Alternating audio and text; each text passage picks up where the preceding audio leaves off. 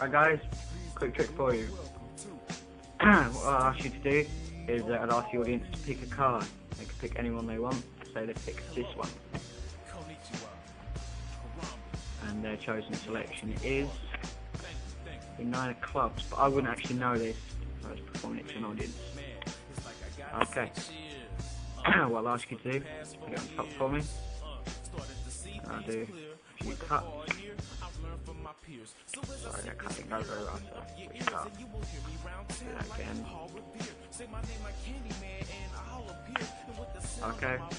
Sorry about that, it's a new shuffle I learned. I think it looks kind of cool.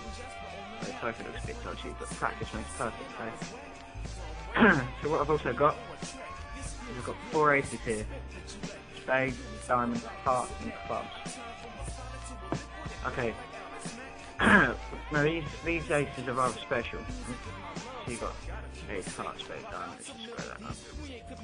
These aces are very special. You want to know why? Why, I hear you ask? Well, that's a rather good question.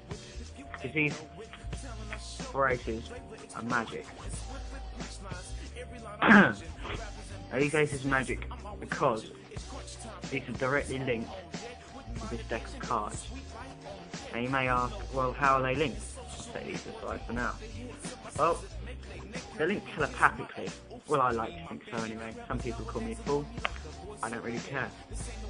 They can control this deck. And they control this deck. Make one card face up, and that face up card is your selection. Okay, I'm hearing a couple of no's here. Am I right in thinking I've got this wrong? Okay, let's get rid of them now. That's rather awkward actually. Perhaps the aces are playing up today.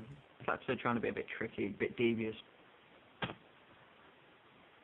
What they tend to do is, if they want to have a little bit of fun, they play about with me. They get the trick done, they send me down all these different routes, and it's kind of hard to keep up. So we've got to try and kind of work out what kind of route they're trying to lead me down. So they give me a 5. Well, the first thing I come to is there's 4 aces. Does that mean there's going to be a 5th card in these aces? If I just give them a spread? Oh. Well, a card's just appeared with the aces. That's strange. That card was ours. Okay. A few clever clogs out there, you probably know what I've done for this. But for those of you who don't realise, I'll show you. So first of all, you separate the 4 aces, you turn them upside down.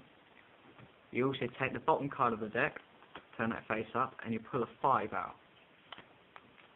So now you've got this set up like the previous trick I did a tutorial for. You then place this. Oh, sorry, actually, I'll take that back. This is the card that's face up at the bottom. Okay, that's it, you're set up. Then all you have to do is have the spectator select a card. Let's say they select this one. The 2 of spades. You know, it doesn't matter what card they pick, as long as you do not show them this bottom bit. Okay, then you put it on top, and I'm going to shuffle it. Okay, so this involves a few full shuffles. This is one. I'll be posting a tutorial later on how to do this one, so if any of you want to know, I'll show you. Obviously you've just seen it, but you've got to try not to reveal that card. So that's still at the bottom, okay? And their card is still at the top. Okay, now you introduce the aces. As you're introducing the aces, I want you to slide this card off the top and keep it just above the deck. Okay, now try and do it as discreet as possible. Then make out you're squaring up the aces, but in fact what you're doing, you're squaring them up with that top card, and you're keeping the top card with the aces. Okay, so there's many ways to do like a false count. This is my favourite, and it's the easiest. So you go, oh, they've got 1 ace, 2 ace, 3 ace, 4 aces. So it's literally just as if you're holding another ace.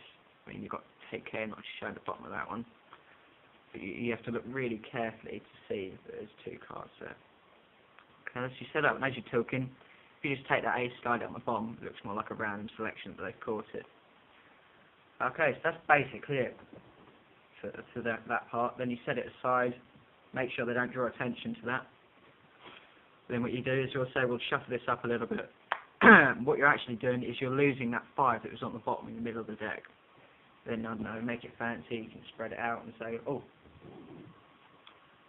there's a card that's shown up, that's face up, and the rest are face down, and that card was yours.